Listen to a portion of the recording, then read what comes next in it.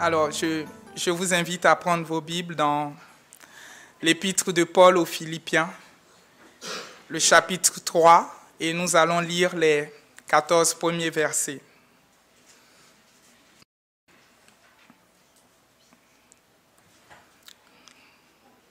Je lis dans la version Louis II.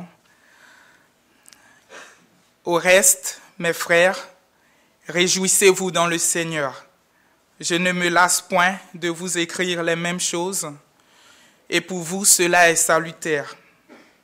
Prenez garde aux chiens, prenez garde aux mauvais ouvriers, prenez garde aux faux circoncis, car les circoncis, c'est nous, qui rendons à Dieu notre culte par l'Esprit de Dieu, qui nous glorifions en Jésus-Christ et qui ne mettons point notre confiance en la chair. Moi aussi, cependant, j'aurais sujet de mettre ma confiance en la chair. Si quelqu'un croit pouvoir se confier en la chair, je le puis bien davantage. Moi, circoncis le 8e jour de la race d'Israël, de la tribu de Benjamin, hébreu, né d'hébreu, quant à la loi, pharisien, quant aux zèles, persécuteurs de l'Église, irréprochables à l'égard de la justice de la loi. Mais ces choses qui étaient pour moi comme des gains, je les ai regardées comme une perte à cause de Christ. Et même, je regarde toutes choses comme une perte à cause de l'excellence de la connaissance de Jésus-Christ mon Seigneur, pour lequel j'ai renoncé à tout. Je les regarde comme de la boue afin de gagner Christ et d'être trouvé en lui, non avec ma justice, celle qui vient de la loi, mais avec celle qui s'obtient par la foi en Christ. La justice qui vient de Dieu par la foi. Ainsi, je connaîtrai Christ et la puissance de sa résurrection et la communion de ses souffrances, en devenant conforme à lui dans sa mort, pour parvenir, si je puis, à la résurrection d'entre les morts. Ce n'est pas que j'ai déjà remporté le prix ou que j'ai déjà atteint la perfection, mais je cours pour tâcher de le saisir, puisque moi aussi, j'ai été saisi par Jésus-Christ. Frère, je ne pense pas l'avoir saisi, mais je fais une chose, oubliant ce qui est en arrière et me portant vers ce qui est en avant. Je cours vers le but pour remporter le prix de la vocation céleste de Dieu en Jésus-Christ. Jusque la parole du Seigneur. Prions. Tendre Père, nous plaçons devant toi, devant ta parole qui est lampe à nos pieds, lumière sur notre sentier. Et je te prie, Seigneur, de cacher ce jeune homme derrière toi et de bien vouloir, par ton esprit, diriger, conduire et parler à nos cœurs ce matin. Dans ta gloire et dans ta grâce. Amen. Alors, nous avons devant nous un beau passage qui m'impressionne beaucoup et que j'ai envie d'explorer avec vous. Il y a tellement de choses à dire sur ce passage, mais je veux juste l'explorer brièvement et en espérant que vous allez continuer l'étude vous-même pour en découvrir toutes les richesses et toutes les profondeurs de ce passage.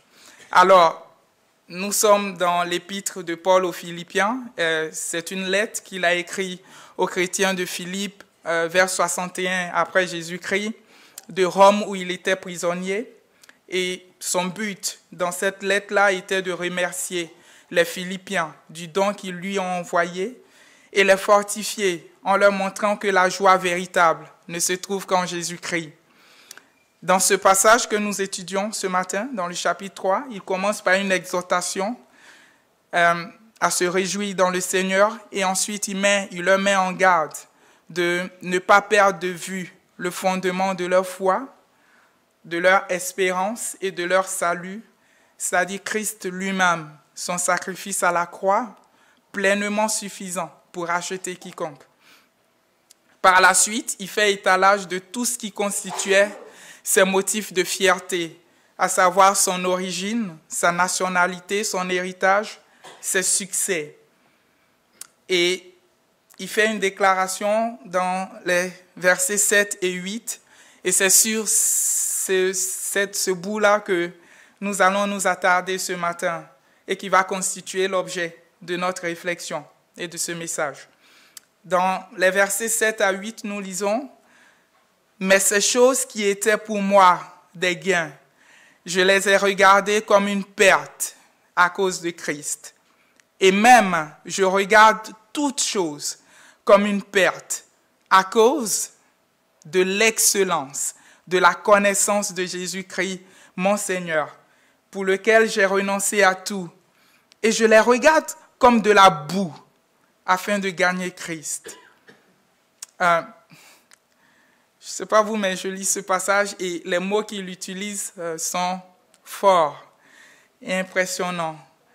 La connaissance de Christ est vue pour l'apôtre comme un bien suprême, ce qui le fait considérer toutes choses comme des biens trop inférieurs devant la grâce et le privilège de connaître Christ.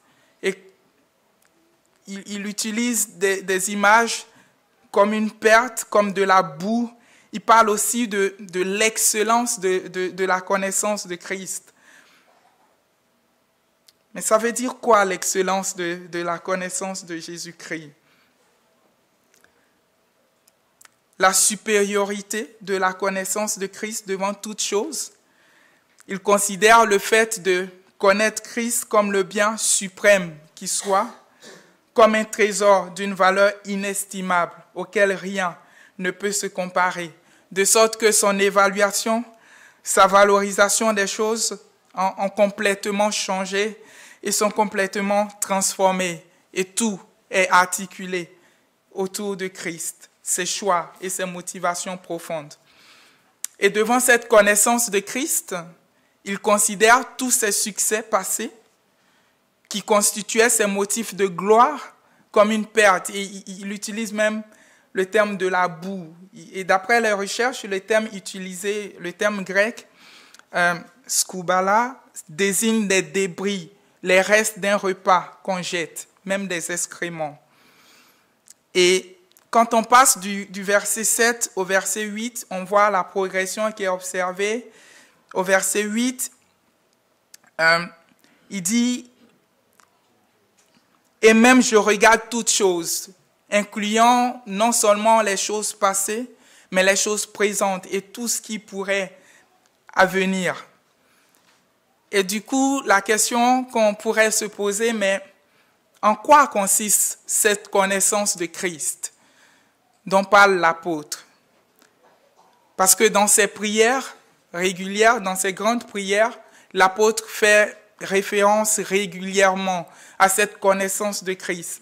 Dans ses prières, dans Éphésiens 1 et 3, dans Philippiens 1, dans Colossiens, il exprimait son ardent désir que les chrétiens puissent grandir dans la connaissance de Christ. Il faut bien souligner qu'il s'agit là de connaissance de Christ, de pas simplement de connaissance sur quelque chose. Il s'agit d'une personne à connaître. Et pas d'une simple connaissance intellectuelle, pas d'une simple liste de doctrines ou de dogmes, mais d'une connaissance intime, d'une relation profonde. Et dans ma marche, et là personnellement, dans ma marche avec le Seigneur, je crois que j'aime la théologie, mais je pense que les personnes qui m'ont le plus marqué en tant que jeune chrétien et qui m'ont le plus impressionné, ce n'est pas forcément des personnes qui pouvaient me faire des exposés théologiques sur des thèmes difficiles de la parole. Je pense à deux dames, dont une qui est ici, qui se reconnaîtra, mais qui ont une connaissance intime de Dieu, personnelle, qui connaissent Dieu, en fait. Et c'est beau, c'est attrayant, c'est attirant, et ça m'a toujours marqué, et ça m'a toujours amené à vouloir connaître ce Dieu-là. Et de voir ces personnes qui, dans n'importe quelle circonstance, peuvent exprimer leur espérance dans le Dieu de leur salut, pas dans un Dieu lointain, dans un Dieu proche, sur qui ils peuvent compter, sur qui ils peuvent s'appuyer. C'est beau et c'est attrayant. Et c'est de cette connaissance-là que Paul parle ici et à laquelle il nous invite. Et remarquons le caractère central au Christ dans les paroles de Paul. Il ne fait aucune allusion à lui dans les versets 9, d'être trouvé en lui, non avec ma justice, celle qui vient de la loi, mais avec celle qui s'obtient par la foi en Christ, la justice qui vient de Dieu par la foi. On voit là toute l'étendue de la grâce, on parle de connaissance de Christ, mais c'est d'abord et avant tout l'initiative de Dieu lui-même qui désire se faire connaître et qui prend l'initiative de se faire connaître. Cette connaissance procède avant tout de Dieu qui de tout temps a désiré se faire connaître à ses créatures. Le Dieu créateur, auteur de la vie, maître des temps et des circonstances, juste, saint, amour, glorieux, a de tout temps désiré se faire connaître. Et même après la chute, on le voit dans le jardin, c'est lui qui prend l'initiative de chercher Adam et Ève et de leur demander où est-ce qu'ils sont. Et dans l'Ancien Testament, c'est une constante, c'est Dieu qui appelle son peuple à venir régulièrement et constamment à lui. Et en ce qui concerne la nouvelle alliance, voilà la promesse même qu'il fait par le prophète Jérémie dans le livre de Jérémie, le chapitre 31, les versets 31 à 34. Il dit ceci, « Voici les jours, viennent dit l'Éternel, où je ferai avec la maison d'Israël et la maison de Juda une alliance nouvelle, non comme l'alliance que j'ai traitée avec leur père, le jour où je les saisis par la main pour les faire sortir du pays d'Égypte, alliance qu'ils ont violée. Quoique je fusse les maîtres, dit l'Éternel, mais voici l'alliance que je ferai avec la maison d'Israël. Après ces jours-là, dit l'Éternel, je mettrai ma loi au-dedans d'eux, je l'écrirai dans leur cœur, et je serai leur Dieu, et ils seront mon peuple. Celui-là n'enseignera plus son prochain, ni celui-là son frère en disant, connaissez l'Éternel, car tous me connaîtront, depuis le plus petit jusqu'au plus grand, dit l'Éternel, car je pardonnerai leur iniquité et je ne me souviendrai plus de leurs péchés. C'est une promesse qui a été manifestée et révélée par le sacrifice de Jésus-Christ à la croix. Dans le cas de Paul, cette connaissance a commencé par sa rencontre personnelle avec Christ sur le chemin de Damas, qui a complètement changé le cours de sa vie. On le voit, ses motivations, ses désirs, son système de valeurs et tout. Et dans l'Ancien Testament, on peut voir plusieurs fois ce désir-là, cette soif que les uns et les autres avaient de connaître Christ. Et tout de suite, je pense à David. Ses psaumes et ses hymnes nous montraient l'intimité et la profondeur qu'il pouvait avoir avec Dieu. Et c'est toujours frappant parce qu'il s'adressait à un Dieu proche, avec qui il pouvait être transparent et authentique. Et là, je prends juste l'exemple du psaume 16, où par exemple au verset 2, on lit ceci, « Je dis à l'Éternel, tu es mon Seigneur, tu es mon souverain bien. » Dans d'autres versions, on dit « Tu es mon bien suprême ».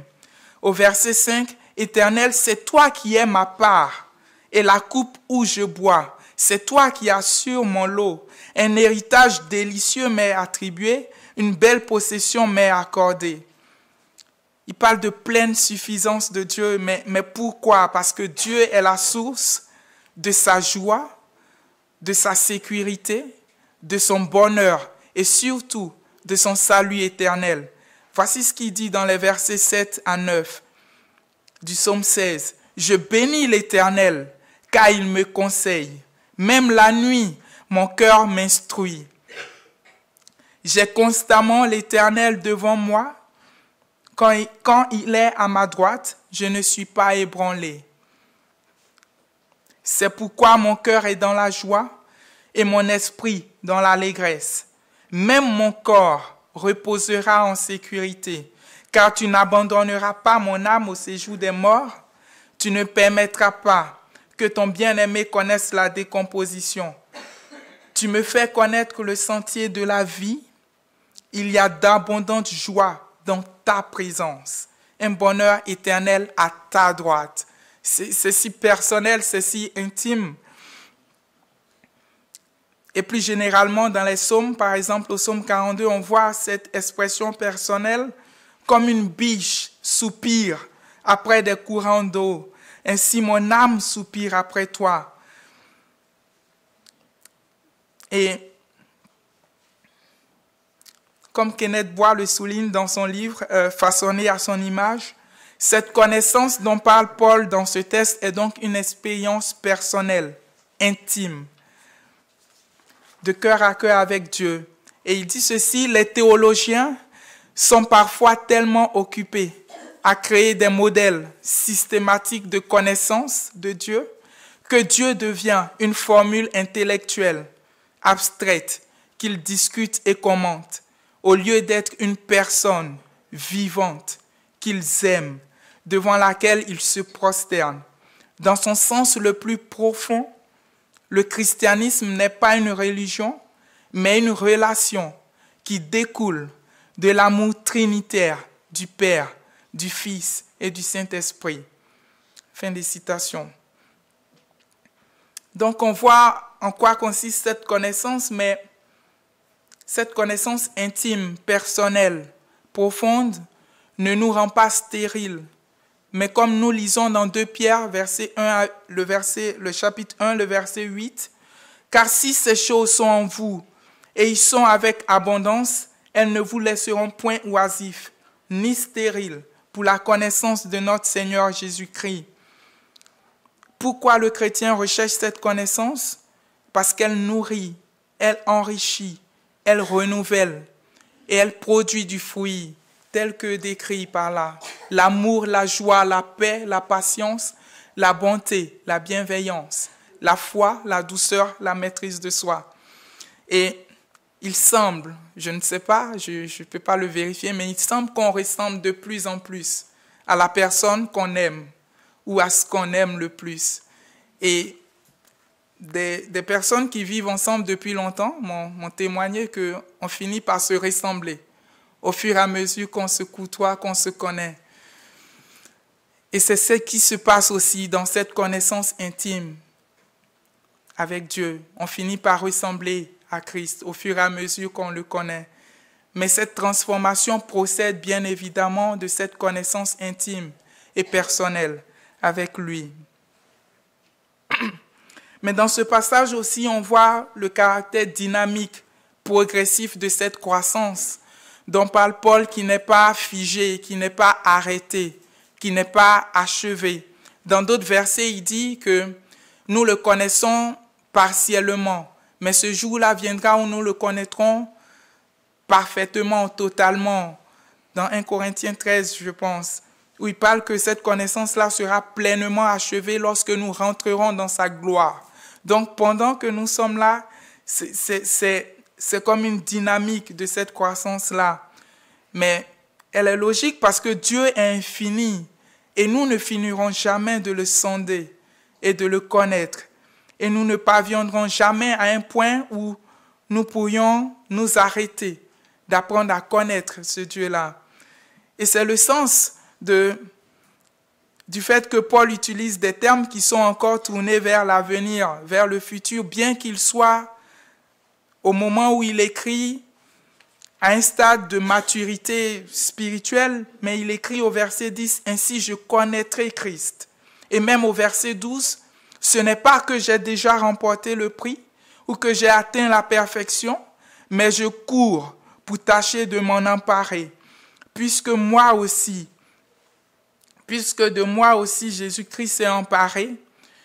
Et frères et sœurs, je n'estime pas m'en être moi-même déjà emparé, mais je fais une chose, oubliant ce qui est derrière et me portant vers ce qui est devant. Je cours vers le but pour remporter le prix de l'appel céleste de Dieu en Jésus-Christ. On note donc ici le regard tourné constamment vers le futur, la réalité d'une connaissance qui n'est pas statique, mais dynamique, l'exercice et la discipline personnelle de l'apôtre pour grandir dans cette connaissance. Et cette dynamique de la connaissance-là était déjà exprimée par Moïse dans ce désir qu'il avait, et on peut le lire dans Exode 33, les versets 12 à 13, dans une conversation qu'il avait avec Dieu, où il disait ceci: « Voici, tu me dis, fais monter ce peuple, et tu ne me fais pas connaître qui tu enverras avec moi. Cependant, tu as dit, je te connais par ton nom, et tu as trouvé grâce à mes yeux. Maintenant, si j'ai trouvé grâce à tes yeux, fais-moi connaître tes voies, alors je te connaîtrai et je trouverai grâce encore à tes yeux. » On remarque donc cette dynamique et le cercle vertueux de cette connaissance de Dieu. Et du coup, on a parlé de cette connaissance exprimée par Paul, de ce désir, même exprimé par Moïse ou par David. Mais la réalité, c'est que je dois réaliser, et peut-être vous le réaliserez avec moi, que je n'ai pas toujours cette soif de cette connaissance. Et des fois, la question que je me pose, c'est: si Dieu est ce qu'il dit qu'il est, et ce qu'il dit est ce que je professe, pourquoi je ne fais pas de lui l'objet de toute ma recherche, de mon désir le plus intense? Et des fois, je me demande si je suis vraiment cohérent avec ma foi, avec ce que je proclame. Et je me dis, mais jusqu'à quel point croyons-nous ce que nous proclamons de Dieu? Le Dieu glorieux, majestueux, désire se faire connaître, et jusqu'à quel point sommes-nous fascinés par lui? Mais la réalité est que, quoique ma nouvelle nature, ou quoique notre nouvelle nature veuille nous élever vers ce Dieu-là, nous devons réaliser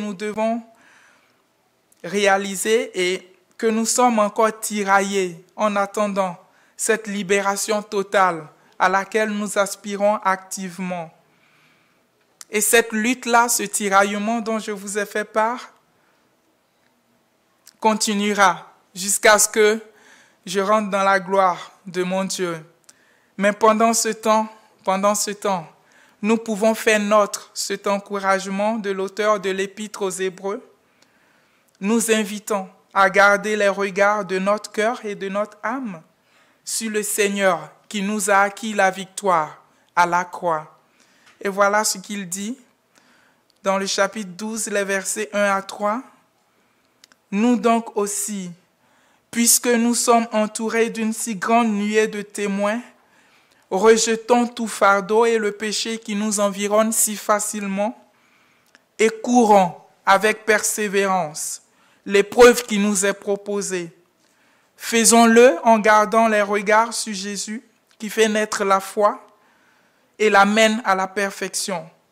En échange de la joie qui lui était réservée, il a souffert la croix, en méprisant la honte qui s'y attachait, et il s'est assis à la droite du trône de Dieu.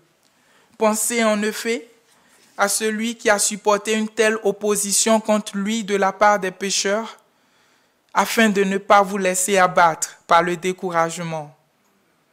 Ne nous décourageons pas et ne nous lassons pas dans cette lutte, et imitons l'exemple de Paul, et c'est ce qu'il fait. C'est pas que j'ai déjà remporté le prix ou que j'ai déjà atteint la perfection, mais je cours pour tâcher de le saisir, puisque moi aussi, j'ai été saisi par Jésus-Christ. Oubliant ce qui est en arrière, me portant vers ce qui est en avant. Son focus, c'est sur Christ. Je cours vers le but pour remporter le prix de la vocation céleste de Dieu en Jésus-Christ. Alors, on parle de cette connaissance intime, profonde, et du coup, la question que vous pourriez me poser, ce serait, mais comment désirer plus cette connaissance intime de Dieu? Vu qu'on a réalisé, en tout cas je l'ai réalisé, que je n'ai pas toujours cette soif. Mais la parole ne nous donne pas de recette magique, comme une liste de choses, comme une liste de 50 principes qu'on devrait cocher pour connaître Dieu. Non. Non, il ne s'agit pas de série de choses à faire ou de choses à savoir. Il s'agit avant tout d'une personne à connaître, duquel il faut s'approcher et donc le côtoyer pour mieux le connaître. Le Dieu grand, insondable, qui se laisse connaître et qui se fait connaître. Du coup, comment?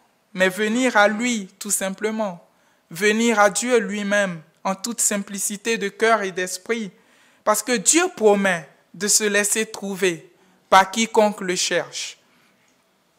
Et nous avons cette promesse-là et il le répète tant de fois. Et même dans Actes 17, verset 27, il y a ce passage surprenant où il dit qu'il a voulu qu'ils cherchassent le Seigneur et qu'ils s'efforçassent de le trouver en tâtonnant, bien qu'il ne soit pas loin de chacun de nous. Il permet même qu'on puisse le chercher en tâtonnant parce qu'il nous connaît parfaitement. Il nous connaît intimement. Le Dieu qui sait toutes choses et il s'est engagé vis-à-vis de nous dans une alliance éternelle, connaissant nos faiblesses, nos limites et nos incapacités. Et comme David, nous pouvons aussi l'exprimer. J'ai cherché l'Éternel et il m'a répondu et il m'a délivré de toutes mes frayeurs. Quand on tourne vers lui les regards, on est rayonnant de joie et le visage ne se couvre pas de honte. Et voilà ce qu'il dit. Quand un malheureux crie, l'Éternel entend et il le sauve de toutes ses détresses. Et il lance même cet appel dans des mots qui sont personnels, vraiment personnels. Sentez et voyez combien l'Éternel est bon. C'est ce à quoi je nous invite à venir simplement comme nous sommes devant ce Dieu-là qui désire se faire connaître. Et Jésus lui-même promet de se laisser connaître. Dans Jean 14, verset 21, il dit ceci: « Celui qui a mes commandements et qui les garde, c'est celui qui m'aime. Et celui qui m'aime sera aimé de mon Père. Je l'aimerai et je me ferai connaître à lui. » Remarquons bien qu'il s'agit d'une obéissance qui découle de l'amour pour Dieu, pas simplement d'un légalisme vide et servile. Et dans son livre « Façonné à son image », Kenneth Bois se pose la question suivante: que faut-il pour connaître Dieu clairement? Et voici sa réponse: les deux ingrédients essentiels sont le temps et l'obéissance. Il faut du temps pour nouer une relation. Si nous ne mettons pas de côté assez de temps pour les disciplines comme la solitude, le silence, la prière et la lecture de la parole, nous ne deviendrons jamais des intimes du Seigneur. Et il continue pour dire: l'obéissance est la réponse adéquate à cette communion, car elle est l'expression personnelle de notre confiance dans les promesses de la personne que nous apprenons à connaître. Et il continue, cette phrase qui me renverse, plus nous serons fascinés par lui, moins nous le serons par les gens, le pouvoir et les choses. En conclusion, frères et sœurs, le Dieu créateur, auteur de la vie, comme nous l'avons vu, désire se faire connaître intimement et profondément. Et comment répondons-nous à ce désir?